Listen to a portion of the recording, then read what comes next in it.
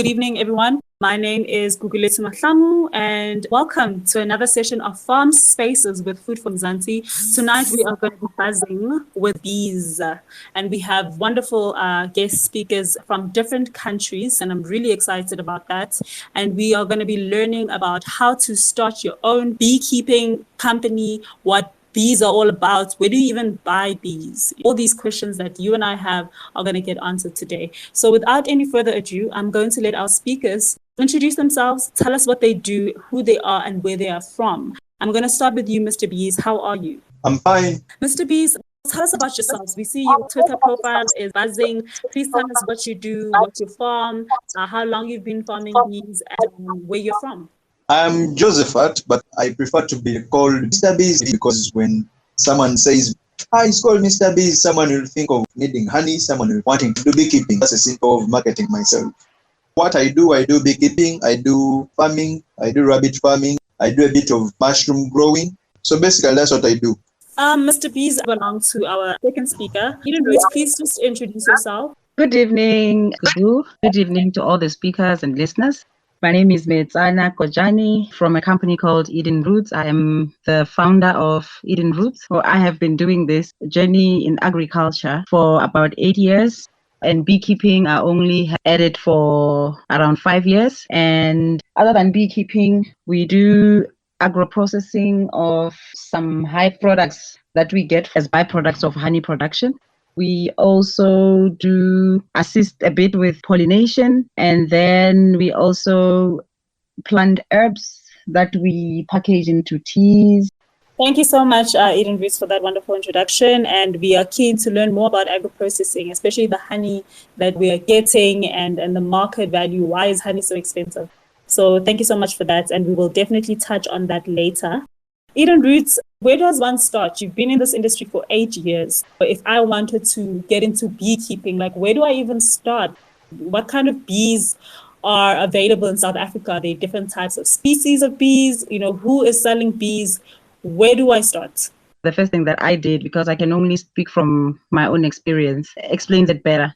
You start by looking for a beekeeping course. I think that's the best place to start. You find where you can get beekeeping classes, because what you need first and foremost is knowledge. Read as much material as you can get, do your own research. Nowadays, the internet got a wealth of knowledge. Go through as many videos as you can get. They are very useful. And then I would also say for a beekeeper within your area who can mentor you and support you through your journey. Hey, that sounds absolutely amazing. So maybe you can tell us a bit about how you started specifically Eden Roots. Was there something that you did? What interested you specifically? How much space do you need? Did you need when you got started? Is that a factor at all when it comes to beekeeping? The first thing that I'd say you need to look at is your environment. Bees thrive in some environments. They need food. They need food just like us. How many flowering plants do you have in your area? Or when do they flower? Which season do they flower? Is there a water source close by? Will the bees get water? That's basically the things that you do look at. And then there are other external factors. I'd say you consider, if you are in a place that has commercial agriculture, you would also have to consider, in agriculture now they use a lot of chemicals, and these chemicals are harmful to bees, etc., etc. So you'd need to look at the kind of agricultural practices in your environment and how they are likely to affect you. And then you come up with strategies to ensure that you do not get affected. One of the strategies that one could adopt is migration. If spraying is done in certain times, then you move seasons. You make sure that when they are spraying the chemicals or pesticides or herbicide or whatever, your bees are moved to a different area. I think we should touch more on the chemicals and how harmful they are a bit later. But what I really would like to know, and Dubi is here, so maybe he could just introduce himself before I ask my question.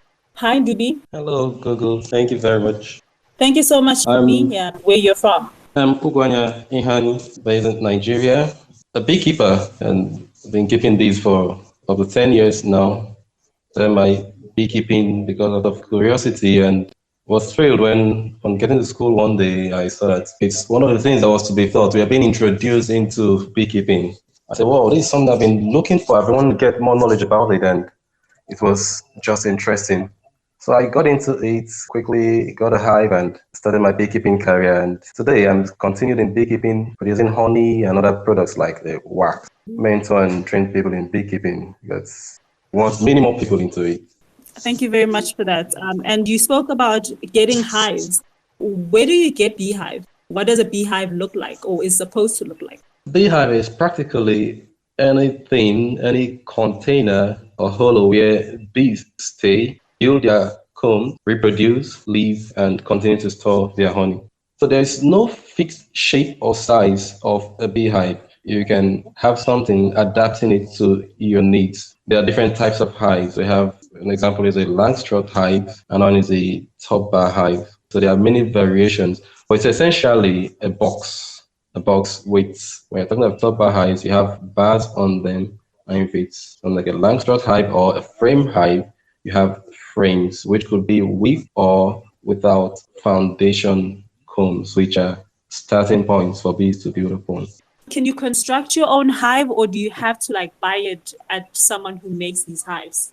I do construct my hives. I encourage beekeepers to learn to construct hives. It makes it cheaper for you, raise your profit levels, and the truth is that bees are not after making things so fanciful. Sometimes when you see cavities that bees inhabit on their own, they don't have all you to give to the bees by yourself. They get into trees, get into roofs, get into containers. You may drop a bucket somewhere in the forest and you see bees go in because they're in need of space.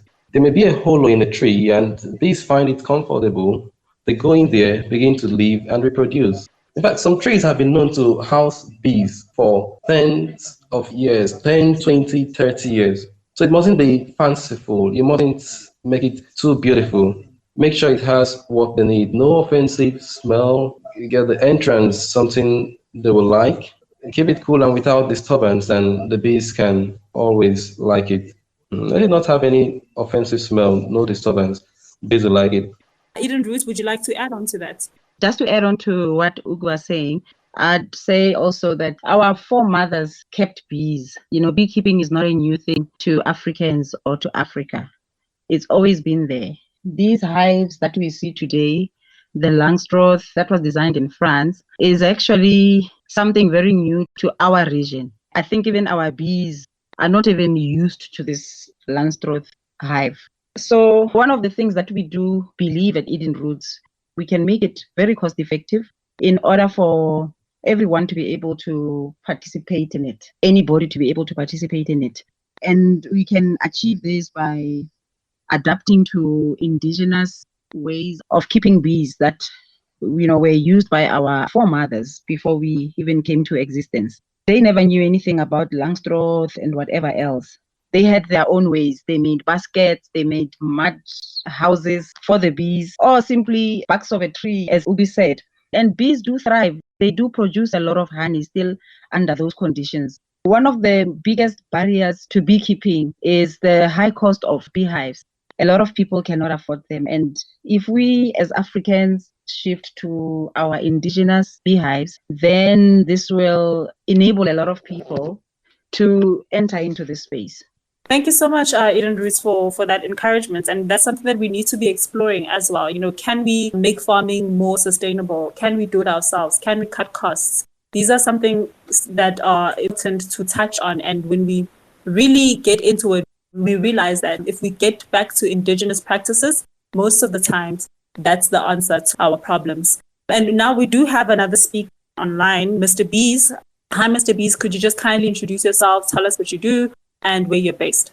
Thank you very much. I'm based in Pretoria North, originally from Northwest, in a village called Maguluga. I keep bees in Pretoria North. I think now I have about 2 years, approaching my third year since I've started the project keeping bees. What I do basically, I keep bees in a safe environment where there is no noise. I heard that some of my colleagues have already indicated that bees will thrive well in a peaceful environment where there is no disturbance.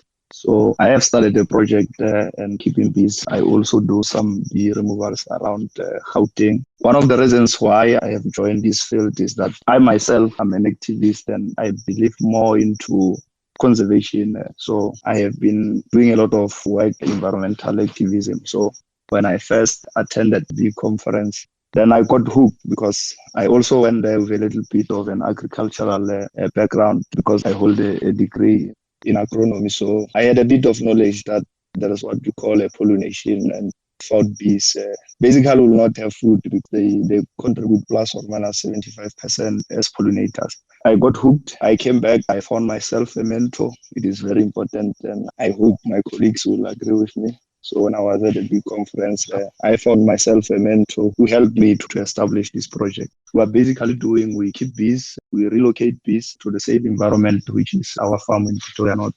Of late, we have started processing honey in our farm and we sell it across the country to different clientele. We have also recently started to do a lot of education because the industry that we are in is very small. So in order for us to sell, we will need to educate people about the fake honey stuff and other agricultural products that are fake in the industry so that people can be able to support products which are authentic products that are produced in the country. Thank you so much, Mr. Honey. And we'll definitely touch on that. What is real honey and how come beekeepers are selling their real honey? Everything is real honey, so how do we distinguish between what's real or not? And why is beekeeping and honey so expensive? I really want to touch on that. But I want to understand bees and beekeeping before we get to those technicalities. So you mentioned that, bees need to be fed and they don't need a lot of noise. What do we feed bees and do they even drink water? So please tell us about the care and the managing of bees themselves. I'm not a strong believer of feeding bees because when you buy my honey, I want you to enjoy the natural product without any added additives in the product. I don't encourage feeding of bees. What I encourage is that wherever you keep your bees, you make sure that there is a lot of natural forage in the surrounding areas. I don't encourage feeding of bees. The only maintenance that we do, like any other living organism, bees will get either attacked by other pests or get infected by diseases. So the reason we are doing management is to observe and see if our bees are still healthy and there is no any other pest that is troubling them. Because if you don't spot the problem early, when they get disturbed, they will leave and find another host somewhere. So you'll need to understand from where we are from. Most of our fellow Africans, when they see bees, they want to ban them. So we are trying to make sure that we save the bees from extinction. You need to do a lot of maintenance to ensure that the bees remain safe in the environment where you are keeping them, as compared to when they move. They will move and go to any host. They might not be welcome and get killed. I think that is what is important when it comes to the management. Thank you so much, Dimpo, for that. And Mr. Honey, I will continue with you. Help us understand how bees work. We always hear that there's a queen bee and there's multiple worker bees, but just maybe help us understand just the social structure of how bees work. For obvious reason, one of the famous one that is known out there is the queen bee. So that will be me. Yes, Eden Roots, that's definitely you.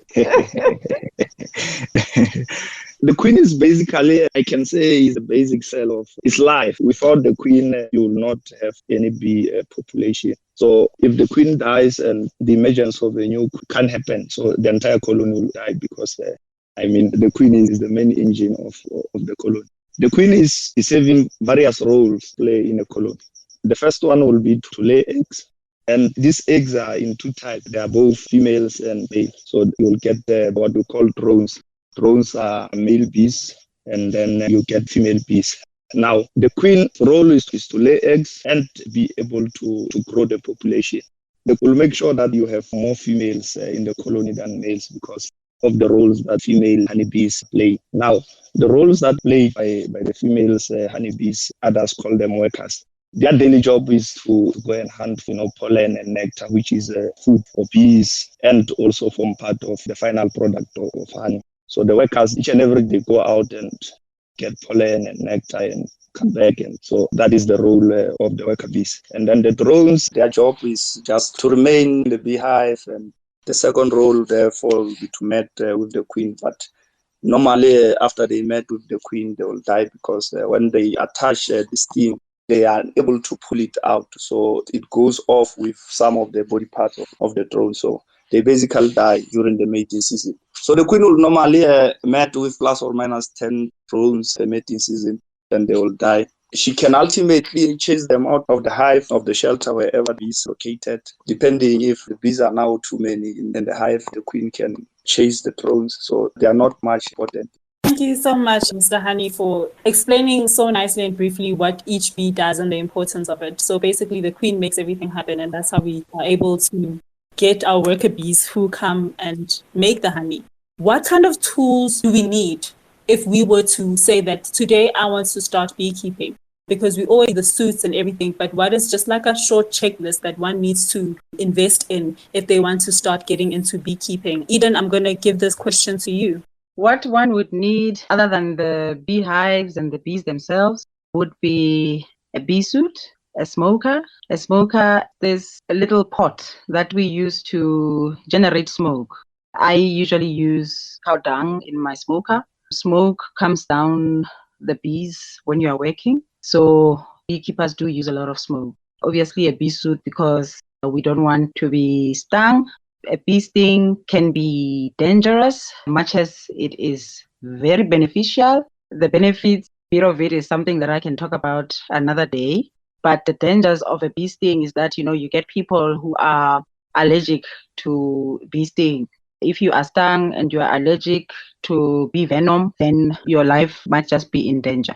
And then you need a bee brush, because when you're getting them off the way, you need something gentle to, brush them off.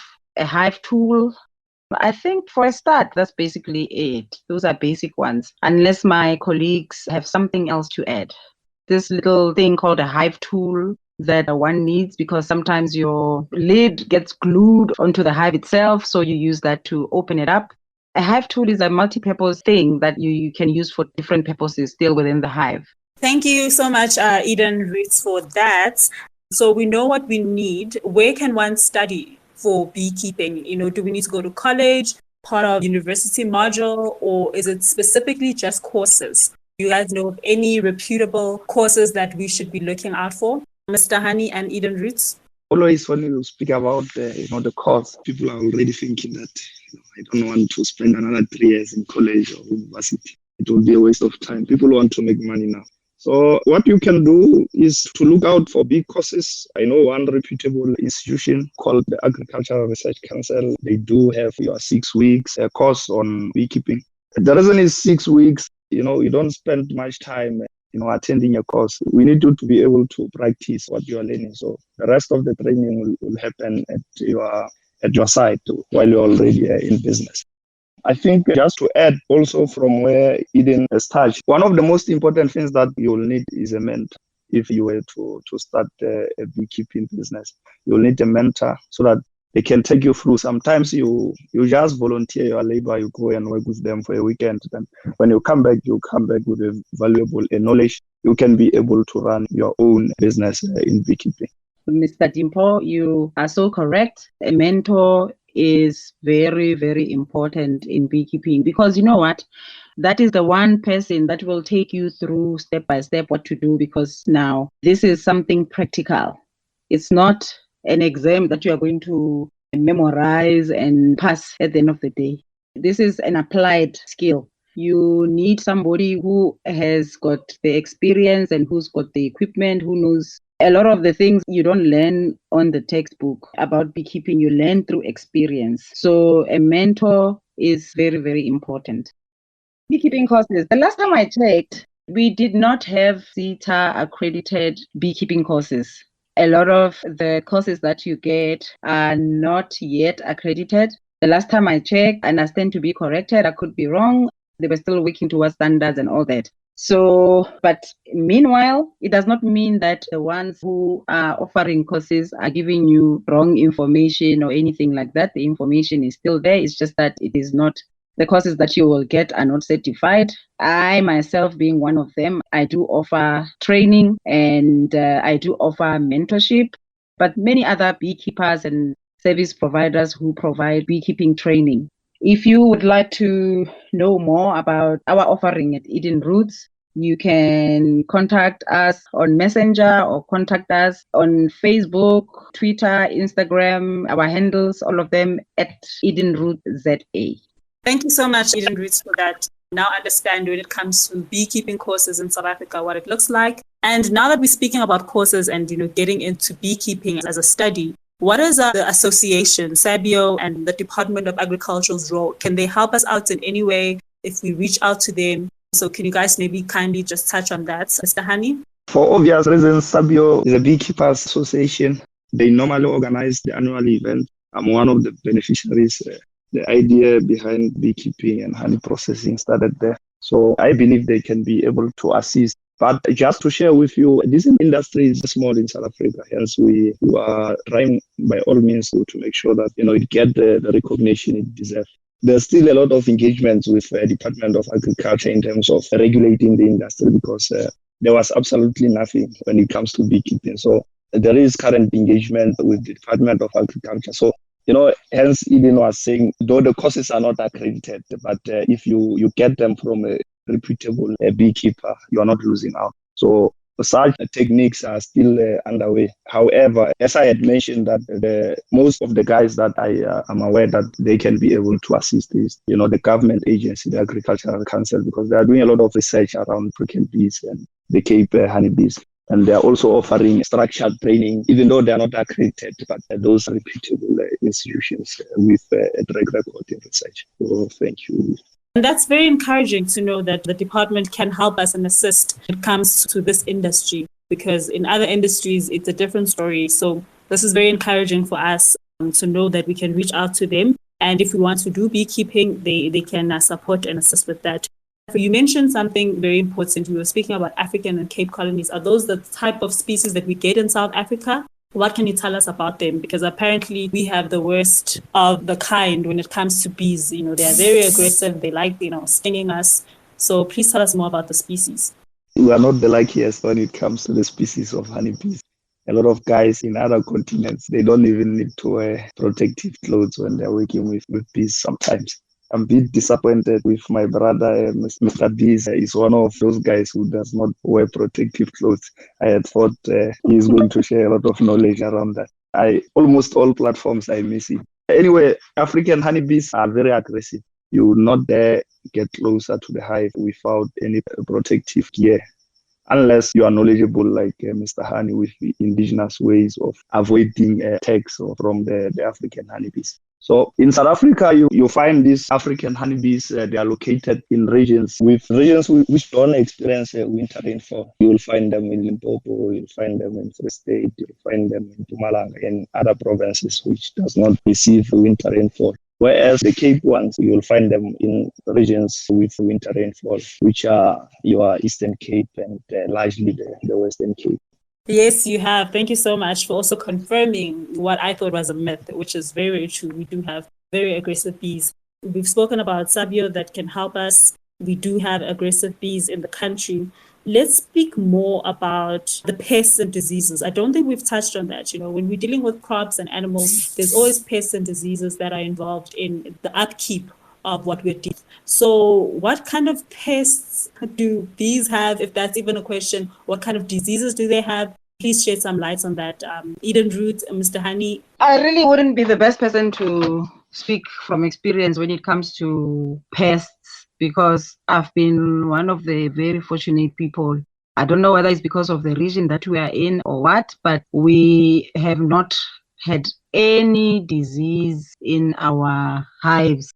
The only thing that we have struggled with is ants. I don't know whether maybe Mr. Dimpo, maybe he might have a lot more to say. Other than this, the one other problem that I would say is just pesticides that are used in agriculture. But other than that, it is the ants and the bugs. So the ants and the bugs are the pests to bees. Am I understanding that correctly? Yes. Thank you so much, Eden Root. Mr. Hani, would you like to touch on that one? I also don't think I have experienced diseases, though pests, they are one of the major problems I have encountered. But I know that the Agricultural Research Council, they have a lot of research work around that, and I think the University of Northwest, if I'm not mistaken. But there are some of diseases that destroy your entire colony, which includes your viruses, the likes of your varroa mites. They get attached to the body of the bee and they will suck it up until it dies. So if you experience some of those diseases, you can really lose all your if you did not spot the problem early. If there are beekeepers in the conversation who spot something strange in their hive, the guys at the Agricultural Research Council would be more interested to be able to come and visit you and check, because it assists them in terms of their research output. Basically, the things that give us headache, pests, because they can really irritate bees, and sometimes it's very difficult to avoid them. I mean, they're everywhere. Pests are everywhere. Dimpo is the honey badger. In some areas, Yes. the Rustenburg area has got the honey badger. It loves honey, and it can just break your hives apart just to get to that honey that it wants.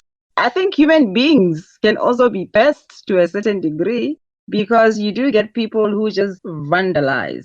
I don't know whether it's a hobby or it's a thrill or what inspires people to do that. Usually school kids, mischievous school kids, they just throw these things, or sometimes it's just thieves. We do get a lot of theft in this industry, theft and vandalism. And most of the time is because people associate bees only with their bee sting and not with the important role that they play in our lives, in our existence as human beings. The minute you see a bee, you just want to attack it. I've seen people who, even after being stung, because a bee after stinging you, it will automatically die. You don't even have to kill it. But I've seen people who will even kill it after it stings you, because they don't really know. The only way we as beekeepers deal with this problem is through awareness campaigns. We try to educate, we try to hold conversations, dialogues. This platform is also very helpful, and thank you very much for inviting us, Gugu. It's very important for people to know that there is more to a bee than just the bee sting. There's more to a bee than just the honey. The honeybee, it was rendered actually the most important species in the universe, meaning the bee is so important. Albert Einstein himself once is believed to have said, if bees were to disappear off the face of the earth, mankind would only have 4 years to live. Why is that? Because first of all, even the animals would not have enough forage, because for our natural biodiversity to be the way that it is mainly supported by the honeybees. If bees don't pollinate those plants, then the vegetation is slowly going to die, and even the cattle, the livestock is not going to have anything to eat, and ripple effect, and then there will eventually be no life here on earth. So the honeybee is very, very important. It creates so many jobs, directly and indirectly. Economically empowers so many communities within our continent and worldwide. So bees are very, very important. I agree with you. Thank you so much, Eden Root, for really schooling us on that when it comes to bees, understanding that as painful the sting is, there's no need for overkill. Even the bee sting is beneficial, Do you know that in the entertainment industry overseas, instead of doing therapy called Botox, the very expensive one, like top-notch one, is the apitherapy one, where they use the bee sting to seal the wrinkles of the models and whoever else. So even in the beauty industry, or women wanting to remain as young as myself, you can just expose yourself to bee sting, but don't say I didn't warn you. You have to make sure that you are not allergic to bee venom. That was a very good disclaimer, because I was about to be like, where can I get bees to slow down aging, please? So thank you so much, Eden Roots, for that. We do have questions. We have questions for you, Mr. Honey and Eden Roots. I see Dante is here. Hi, Dante. I'm learning a lot about beekeeping as usual. Just a quick question. Mr. Honey has spoken about processing, which is something I actually wanted to understand. Of course, you want to add value to your product. And if you are producing honey and you have like the raw honey as it is from the combs, and then of course, maybe you might want to make it into some form of syrup and bottle it. So how would you go about the process of doing that? And where do you market it to make sure you get the best prices for your products? I know Eden is here, will share a lot of her products that she has made out of the honey product. But what we do on our side, we actually contract farmers in the outskirts of the country to keep bees, and we also buy honey as raw. as it is from them, then process it in our mini plant in Pretoria North. We package it, rebrand it, and we have a bit of a clientele. So among ourselves, there are people who want to lose weight. Some of them, when they go to see a GP, they get advised that, look, you need to stop taking synthetic sugar. You need to find alternative in honey. They automatically, if they know that I'm a bee farmer, they will get the honey supply from me. We also do a lot of market around the Gauteng and Northwest. We go and display our products and sell them with very good price in the farmers market.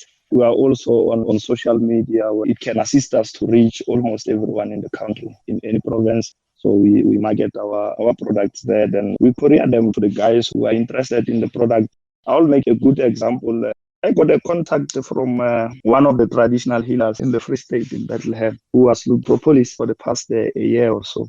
I managed to assist him, but Eden will expand more on the various products that she makes out of honey products. Thank you very much, Dimpo. Eden Root has a fully fledged honey processing plant where we process our honey, we process the wax, we process the propolis, etc. We also assist other beekeepers who do not have the facilities. We allow them to process their harvest at our plant. And then from the wax and from the propolis and the raw honey itself, we process a variety of products from candles, furniture polish, and balms, ointments, hair stuff. We just do a whole lot of products. For you to know more about the products that we have, I'll repeat again and say, please follow us on Twitter, Instagram, Facebook. To get to us, it's Eden Roots ZA. One of the most fascinating things that I need to share today about raw honey is that raw honey has got no sell-by date. It does not rot. It can be kept for hundreds of years and it will still be fresh to eat. Raw honey, actually, in the days of Pharaoh in Egypt, it was used to embalm kings and queens where you don't want the body to even rot. It is used even to preserve food. If you don't want something to go off quickly, you just immerse it in honey and it will help to prolong the lifespan or freshness of that item. When Pharaoh was dug out, and we all know that Pharaoh was many years ago, there were jars of honey that were found in Hive. That honey was still fresh and still good to eat. So that's one of the amazing properties of honey. So you can imagine, when you ingest such a product, what benefit your body gets from that. I would say a whole lot. That is why Mr. Honey is still as young as he looks, even though he's an old man, he still looks young because he also gets young every now and then. Thank you so much. Dante, I hope that answers your question when it comes to the agro-processing side, that there's so much that you can do with honey, and as Eden Roots has offered, that you can reach out to them if you don't have an agro-processing facility. And then in terms of the market is something that I think we're also going to have to touch on. Dawn, do you have any other queries or comments? Thank you so much. I'm really enjoying tonight's farm spaces, especially because I'm keen to start in my backyard.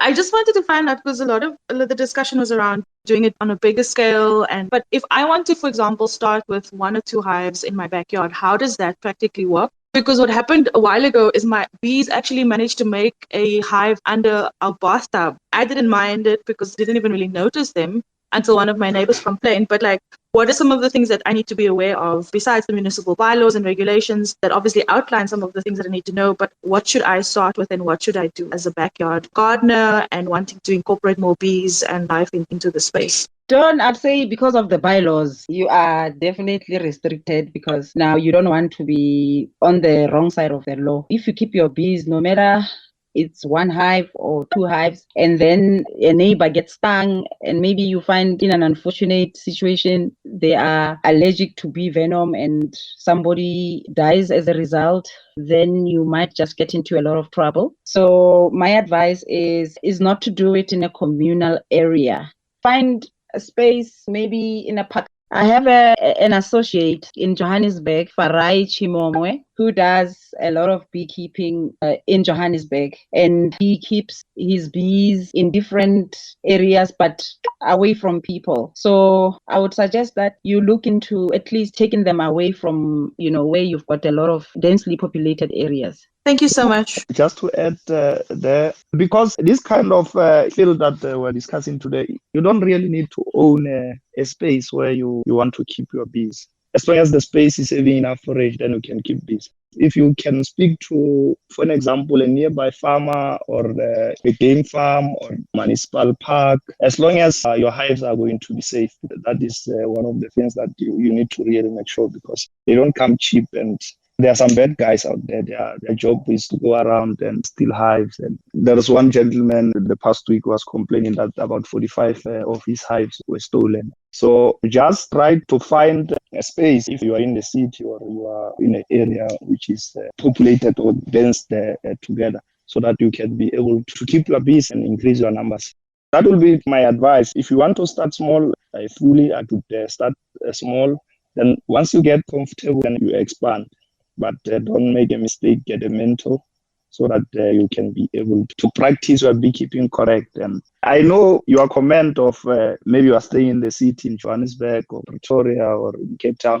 There are a lot of beekeepers who are keeping bees there, but you will never know the day where the bylaws are going to be implemented and you find yourself on the other side of the law. So just find space in a nearby area where you can be able to keep your bees safe. And I think a lot of these bylaws against keeping bees in our backyards birthed by this phobia of bees. It is us as people that, the more we have a good relationship and we have a good understanding of what bees are and how important they are to us, the more we embrace them. I'm sure even the bylaws will change. Where bees exist or where bees reside, the whole landscape just changes. It just becomes beautiful because of the magic of a honeybee. Thank you so much, Eden Rees, for that. Dawn, I hope that answers your question. I see Charles is here as a speaker. Hi, Charles. I've got maybe 3 questions. I'm sorry if the first question was asked. I took a call, so something like 1.5 minutes, I was off the meeting. As a beginner, where do you get the bees? Where do you buy them? Is it the pet shops or what? And how will you identify that this one is the queen, this one is the male? And secondly, that you can move those beehives from one area to another. When you move them, won't the bees be irritated and then they will suddenly leave? And thirdly, the climatic conditions. I live in Mpumalanga, which is almost similar to the climate in Limpopo.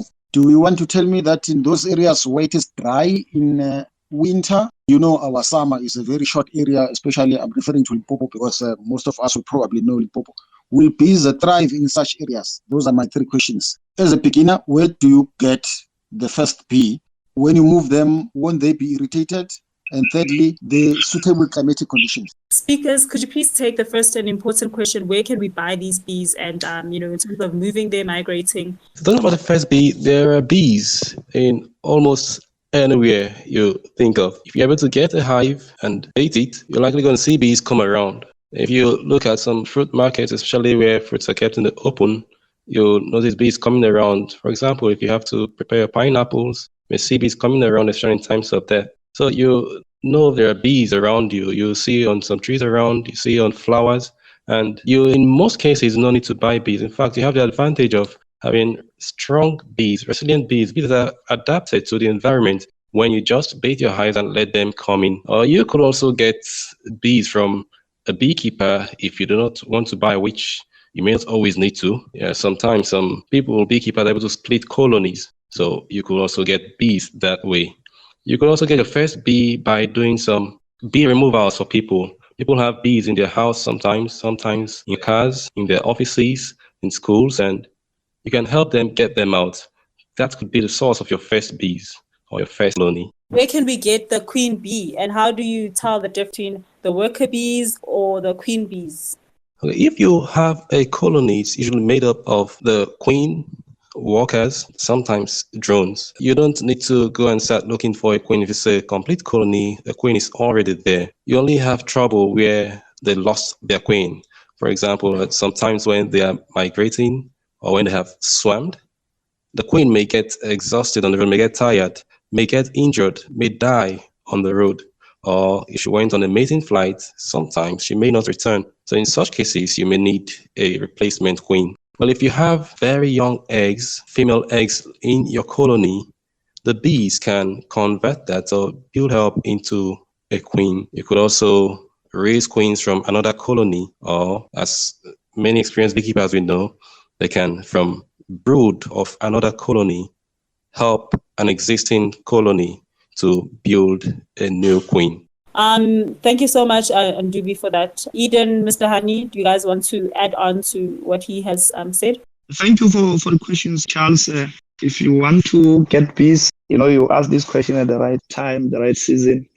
This is the right time to trap bees. So what we normally do in spring, there are a lot of flowers that flowering during this season, and they attract a lot of bees that are just out there. They don't belong to any beekeeper, though some might be belonging to a beekeeper. You can put out a few of the cash boxes, which you can buy either from a beekeeper or from a bee outlet. Then you put them around, and you most definitely you'll catch a swarm of bees. And then immediately after you catch a swarm of bees, then you can relocate them to whatever designated place that you chosen where you're going to keep them. So basically, you are allowed to trap bees in the cities, but make sure that after you trap them, you locate them. Now, what we normally do when we are moving bees, obviously you'll need to close them up inside either a beehive or whatever trap system you use. You can move them in the evening, and then in the morning the bees will get used to a new environment where you took them. Unless that the bees are too stressed, they are going to disappear if they are stressed. But it does not normally happen. Just make sure that when you are transporting them, the box is stable, you drive well so that you don't cause a lot of stress. And you make sure where you are relocating those bees, you have enough forage in the surrounding, because as the sun rises, the bees will start to fly out to go and look for forage. And then the other question, it was concerning climatic conditions in Mpumalanga. I will not go much into details, but I think in Mpumalanga, Nelspruit and other areas there is one of the honey producing provinces in the country. So there are a lot of beekeepers there. So if you want to start down there in Mpumalanga, you should not waste time. Charles, I really hope that Mr. Hani and Ndubi has answered your questions. We didn't really speak on the market. So I'm just going to ask the second last question. We have noticed that the price for honey, especially in South Africa, is cheap due to the cheaper imports that we're getting. In the shelves, there's so many honey brands, and it says 100% honey, 100% honey. How is the real honey, you guys as beekeepers in this country, competing with that market? And how can we tell, if something is real honey or fake honey? Because we can get suppliers who are beekeepers, but then their price is too high. The Department of Agriculture, the one that keeps a register of beekeepers in South Africa, it also plays a role in regulating the industry. What they have done is they have set grades or standards to, what sort of honey is raw, which one can you call pure. I'm just giving examples. If you say it's this type of honey, then it must be processed like this and it must be like that. And they set those standards, and then they have appointed service providers who work countrywide, monitoring service providers who monitor the labeling and whether the honey that is on the shelves is labeled accordingly. The Department of Agriculture also, they provide training in terms of assisting you as a beekeeper to understand these gradings so that you don't get into trouble making false claims about your product. However, this beekeeping industry has got a huge problem of honey adultery. The honey is one of the most adulterated foods in the world. It could actually be the most adulterated foodstuff in the world, because some of the stuff you can't even tell with a naked eye that this is syrup. The people who play in this space have mastered their adultery such that it's so difficult to tell. But one of the things that will give you a good indication is the pricing of the product. If you see something is going for 30 rand, that is like below cost, you must be very, very weary. This is one of the warning signs, the price. So the minute you see the price is too low, then you must just know that it's too good to be true. To be safe, I'd say buy your honey from your local beekeeper. That is the best place to buy your honey. Who are your markets? You're encouraging us to get into beekeeping, but are you able to sell the honey? Because at the end of the day, because there's not a lot of awareness that is taking place where us consumers know even the difference between the syrup that's in the shop and real honey. We are looking at all the honeys in the shop, they all 30 Rand. Our first instinct would be to buy something that is cheap. So are you getting, really for the real honey out there? Do you guys have the markets? The market is there, the market is big. But I must admit, this adulterated honey that is imported from countries like China and others, they actually make it very difficult for the beekeepers to sell their honey at a fair price, not only to the buyer, but also to the beekeeper. But at the end of the day, everybody consumes honey. It is up to the beekeeper or to the seller to decide who their target market is. You determine your target market and you package your product according to your target market and sell it within the affordability of your target market. Mr. Honey, if one wants to reach out to you, where can we find you? Find me on Twitter, Mr. Honeybees, Facebook, Njala Kaba. That is the easiest. Thank you so much, Mr. Honey. Eden, where can we find you? It is Eden Roots ZA on all platforms. If you allow me, can I just say something? Being Women's Month, I am surrounded, me being the queen bee, surrounded by all these drones. And I'm just calling on my sisters out there to join in. Beekeeping, there's room for you in this. We need as many women as possible doing beekeeping. Women, as I always say, we are born naturals. We are mothers. We cannot fail to keep a honeybee. This is one opportunity that any woman can actually venture into. If you want to know how, if you want to know the hows and the what, you can talk to me and then we'll take it from there. Eden Roots ZA. Thank you so much, Eden Roots. It is definitely Women's Month, and I hope women in the space will take it and will grab beekeeping with both arms because the sector is calling out their name. Thank you so much for that reminder. Dawn, any comments on your side? All I can say is I hear her and I will definitely join. It is so amazing just to hear that encouraging, message because I think it's very important, especially now and especially in Women's Month. So thank you so much for sharing that, Eden Roots. Also important to note that we do have a story on Food for Mzansi about how to start beekeeping. You can just go to www.foodformzansi.co.za. And I'm also featuring all of the speakers that was on this call today on Food for Mzansi as well. The story needs to be told, your experiences need to be shared besides on this platform. So please do connect with us as well after this. Thanks so much, Gugu. You're an awesome host. It's always lovely to have you here and share all the insightful information about all things farming. Thank you so much, Food from Mzansi. And absolutely, please do get a hold of Food from Mzansi. I think Food from Mzansi is one of the platforms that tell our stories as it is. So Mr. Bees and Dubi would like to extend their humble apologies. Network, in the various countries are different. And they would have loved to be able to connect and share more about what's happening in Africa when it comes to beekeeping. So I just want to extend my apologies on their behalf as well. So to everyone, Eden Roots, thank you so much. Mr. Honey, thank you so much. Dawn, you're a lovely co-host. Until next week, guys, take care and good evening.